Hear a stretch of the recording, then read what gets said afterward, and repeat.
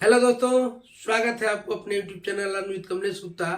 आइए मैं आपके बीच आज मैथ का प्यारा सा चैप्टर प्रतिशत परसेंटेज से कुछ सवाल लेकर के आपके बीच में आया हूं। आपको बताता हूं कि किस तरह से आप बिना कॉपी पेन के भी बहुत आसान तरीके से इसको कर सकते हैं, सिर्फ देख करके।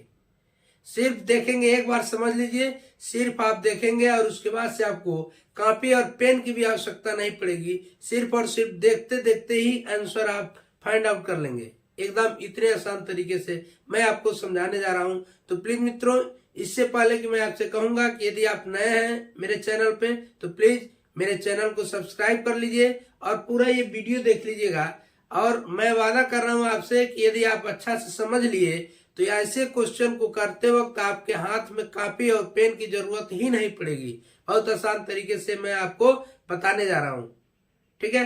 यदि अच्छा लगे तो अंतिम में आप पूरा पहले देख लीजिए। यदि अच्छा लगेगा तो प्लीज वीडियो को लाइक भी कर दीजिएगा, मित्रों में शेयर भी कर दीजिएगा। हाँ, बेल आइकन का बटन जरूर दबा लीजिएगा ताकि प्रत्येक वीडियो आप तक पहुंच सके और सबसे पहले आप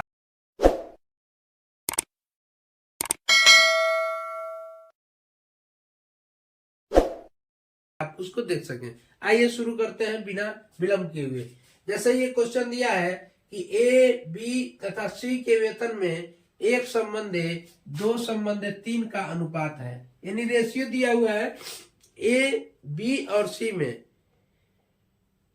फिर कह रहा है कि बी और सी का कुल आय 6,000 रुपया है, तो बताइए सी का वेतन ए के वेतन से कितना प्रतिशत ज्यादा है। ध्यान समझिएगा, मैंने कहा है ना कि आपको बिना कॉपी और पेन के ऐसे क्वेश्चन को कर लेना होता है। कैसे, आइए पहला देखते हैं। कह रहा है कि ए, बी और सी ये तीनों के वेतन में 1, 2 और 3 का अनुपात है। यानी इसका मतलब ये हुआ कि यदि यह 1 रुपया कमा रहा है तो यह 2 रुपया कमा रहा है, यह 3 रुपया कमा रहा है। ठीक, x माने तो यानी यह 1x कमा रहा है तो यह 2x कमा रहा है, यह 3x कमा रहा है। यानी इसका ये रेशियो दिया है, हम वेतन मान लें तो ये मानते हैं यह 100 रुपये कमाएगा, यह इसका आय कुल 2x होगा और इसका आय 3x होगा टोटल। अब कह क्या रहा है कि सी का वेतन, बताइए कि सी का वेतन ए के वेतन से कितना प्रतिशत ज्यादा है। सी का वेतन 3x है, ए का वेतन x है, कितना ज्यादा है ऐसे ही देख के कर लीजिए आप। 2x ज्यादा है। कैसे, यानी 3x माइनस x बराबर कितना हुआ 2x। 2x ज्यादा है। अब कह क्या रहा है कि सी का वेतन ए के वेतन से कितना प्रतिशत ज्यादा है, इसको आपको परसेंटेज में निकाल देना है। तो 2x ज्यादा है तो 2x किससे तुलना करने के लिए कह रहा है, ए से, तो ए को नीचे कर देंगे, गुणे 100% हो जाता है। x से x कट गया, बच गया कितना, 2 गुणे 100 बनी 200% ज्यादा है। यही हो गया आपका आंसर। बताइए, मैंने कहा ना एक बार आप समझ लिए तो बिना आपको कॉपी और पेन के ऐसे क्वेश्चन आसानी से कर लेने होते हैं। चलिए दूसरा देखते हैं।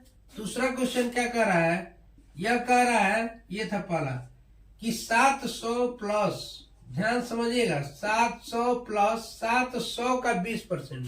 आपको पता होना चाहिए कि 700 का 10% 70, 700 का 20% 140, ऐसे भी जोड़ सकते हैं, लेकिन ऐसे करेंगे 700 गुणे 20/100। यही तो हुआ ना, परसेंट से जब बदलेंगे तो 7 से 00 कट गया, यानी आगे बचेगा 700 धन 7 गुणे 20 140 बराबर 840। ये हो गया आपका आंसर। चलिए अब देखते हैं तीसरा क्वेश्चन मित्रों।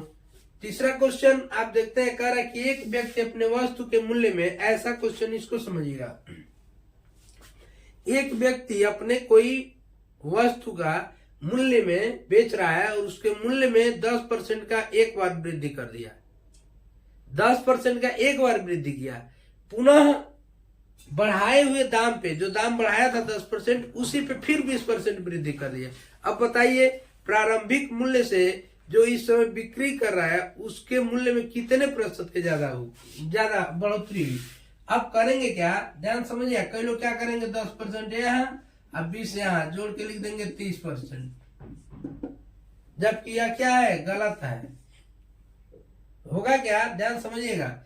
यदि उसका मूल्य 100 रुपया था, मानिए कोई, देखिए दुनिया का हर चीज अपने आप में 100%, यानी 100 रुपया कोई वस्तु का प्रारंभिक मूल्य था तो 10% बढ़ा, प्लस किया इसका 10%, तो 100 का 10% बढ़ाया है तो 100 का 10% कितना होगा, 10 भाई। 100 का 10% कितना होगा, 10। तो ये टोटल मूल्य होगा 110 रुपया। फिर क्या किया है कि इस पे यानी 110 पे 20% प्लस किया इसका 110 का 20%, तो 110 का 20% कितना होगा, 110 का 20% हो गया, आप निकालेंगे तो 22 क्या होगा, यानी 110 धन 110 गुणे 20/100 आप करेंगे, यानी 1020 कट गया, यानी 110 और प्लस 11 दूनी 22 कितना हुआ, 132 रुपए। यानी जो प्रारंभिक मूल्य था वह था 100 रुपया और जो बढ़ गया वह हो गया 32। तो आपको पता है 132, तो ये बढ़ा कितना, 32। अब चूंकि 100 पे ही है तो 100 पे प्रतिशत निकालना आसान होता है, यानी 32% उसकी वृद्धि हुई।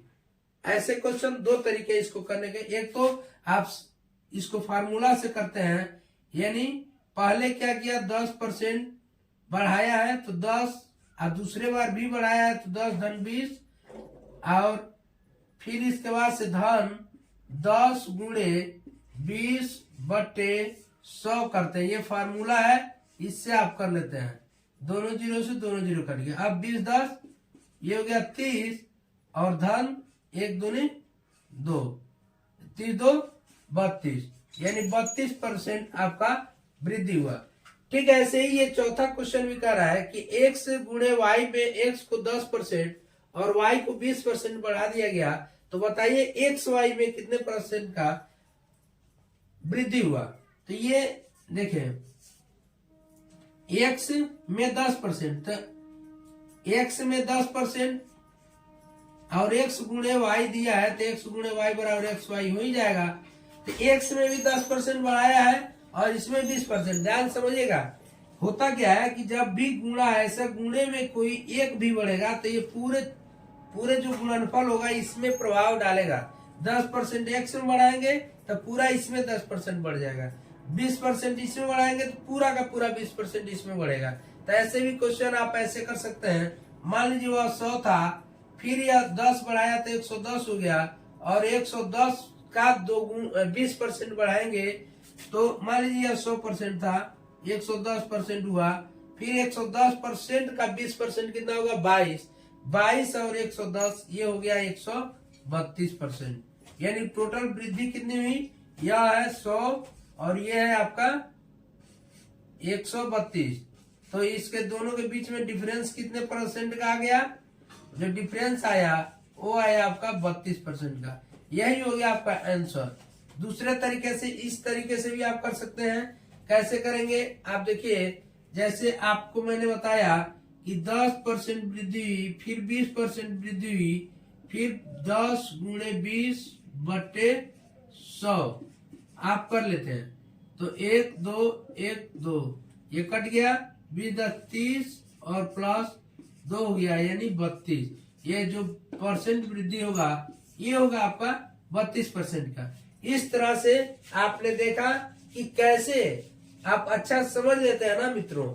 तो एक बार में ना समझ में आया तो 2 बार 3 बार इसको देखिए। 100% मैं गारंटी के साथ कह रहा हूं कि आपको एकदम बिना पेन कॉपी का ही ऐसे क्वेश्चन बहुत आसानी से कर सकते हैं। मिलते हैं तब तक के लिए अगले वीडियो में। तब तक के लिए जय हिंद, जय भारत।